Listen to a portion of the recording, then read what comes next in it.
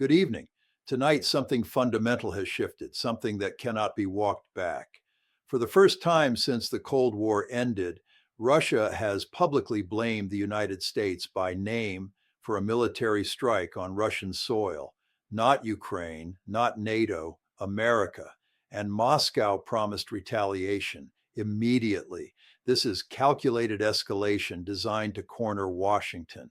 And what happens in the next 48 hours could define this conflict for years. What we're witnessing is the most direct verbal confrontation between Moscow and Washington since the Cuban Missile Crisis. Tonight, Russia crossed a line many believed would never be crossed. 72 hours ago, Ukrainian forces launched a precision strike against a Russian command center in occupied Luhansk. This wasn't a frontline position. This was a strategic facility coordinating drone operations, artillery, electronic warfare, and communications across the eastern sector. Satellite imagery shows the damage was devastating. Multiple buildings destroyed, 4 senior Russian officers killed. The strike used ATACMS, Army Tactical Missile Systems supplied by the United States. These are extended range strategic missiles requiring sophisticated targeting data, satellite intelligence, and coordination Ukraine alone doesn't possess. Within hours, Russia's Deputy Foreign Minister Sergei Ryabkov appeared on state television and delivered an unmistakable message. This was not a Ukrainian operation. This was an American attack with American weapons, satellites, and coordination. Ukraine pulled the trigger, but Washington aimed the gun. We no longer view this as a proxy conflict. We view this as direct American aggression. Then came the critical threat. Russia will respond, not with words, with action, and that action will be immediate. Russian state television immediately shifted to war rhetoric. Telegram channels circulated speculation about potential targets: American bases in Syria, naval assets in the Mediterranean, personnel in Eastern Europe. Then the military movements began. Two 160 strategic bombers capable of carrying nuclear cruise missiles conducted operations from Engels Air Base. MiG-31 interceptors with Kinjal hypersonic missiles scrambled toward the Western Front. Naval forces went on heightened readiness. Most concerning, 3 Russian submarines left port without transponders. They vanished from radar. Understand what's happening beneath the surface. This isn't about one strike. Russia has absorbed dozens over 2 years. This reaction is different. It's proportional to humiliation. This strike exposed a vulnerability Moscow spent years denying. It proved Ukrainian forces, armed with American weapons and intelligence, can strike deep into Russian territory with impunity. It proved Russia's air defenses are penetrable. It proved Kremlin military claims are largely theater. And that is unacceptable to Vladimir Putin, not militarily, politically. Putin's entire domestic narrative rests on the image of strength, a Russia that cannot be touched, a military that is feared, not mocked.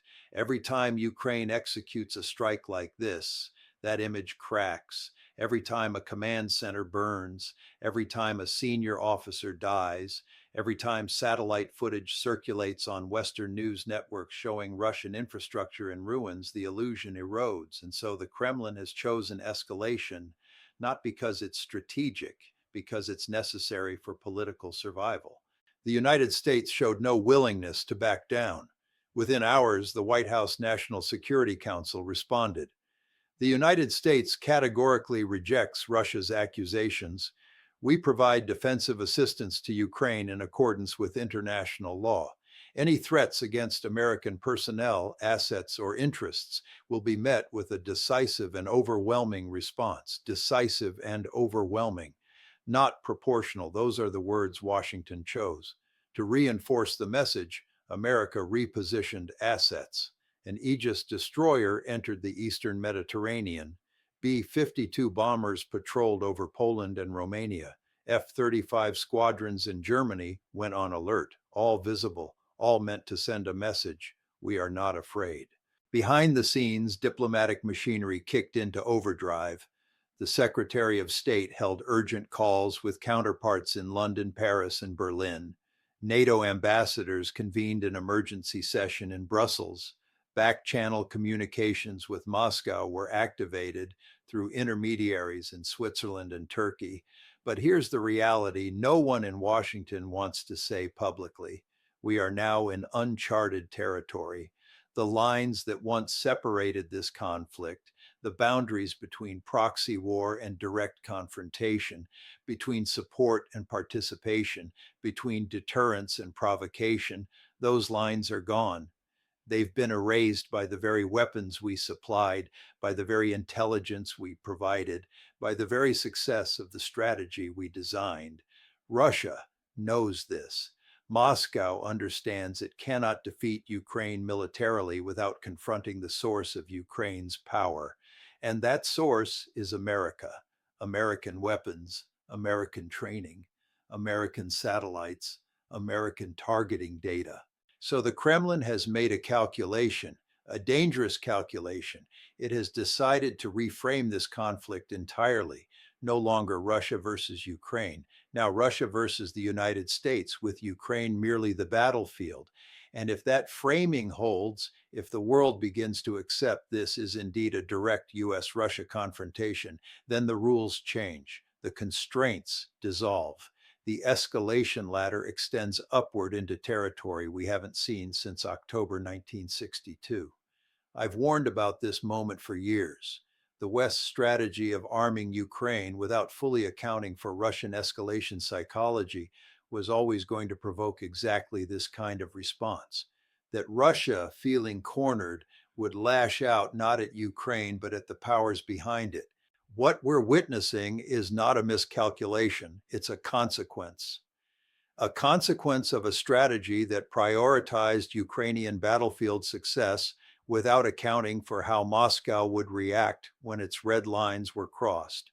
A consequence of believing deterrence works in only one direction. In the immediate term, both sides are watching each other with extraordinary intensity. Russian military movements are being tracked in real time. American reconnaissance assets operate at maximum capacity.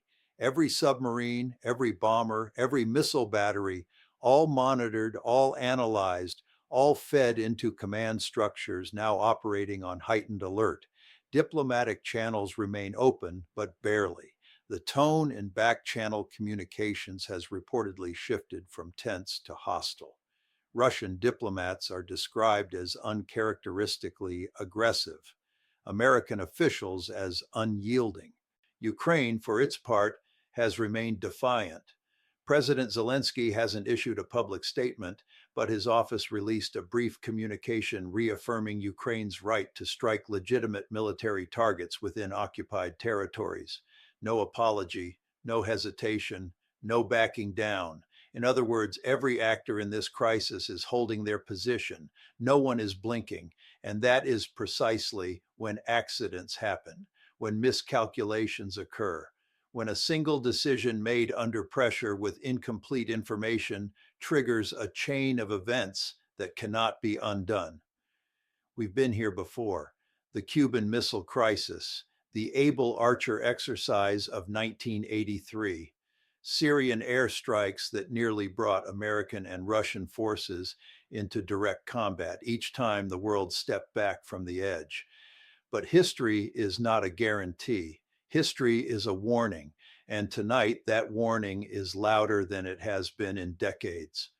So what do we take from this moment? First, this conflict has entered a new phase, a phase where the principles are no longer just Ukraine and Russia, where the United States is now a named participant, whether it accepts that label or not, where the boundaries that once contained this war are dissolving. Second, deterrence is a two-way street. America's military posture is designed to deter Russian aggression, but Russia's nuclear arsenal is designed to deter American intervention. When both sides are simultaneously deterring and being deterred, the margin for error shrinks. The room for miscalculation narrows. Third, the next 48 hours matter more than the last 2 years, because what happens now The decisions made in the White House, the Kremlin, and European capitals will determine whether this confrontation escalates or stabilizes, whether rhetoric cools or ignites, whether missiles stay grounded or fly. We are watching history being written, not in archives, not in retrospect, now, tonight, in real time. And the world is watching with us, watching to see if America holds its ground, watching to see if Russia follows through, watching to see if the rules of the post-Cold War order still apply, watching to see if anyone, anywhere, is still in control. The submarines are silent, the bombers are airborne, the diplomats are scrambling, and the floor beneath this fragile peace is shrinking with every passing hour. This is not the end of the story. This is the moment when everything changes.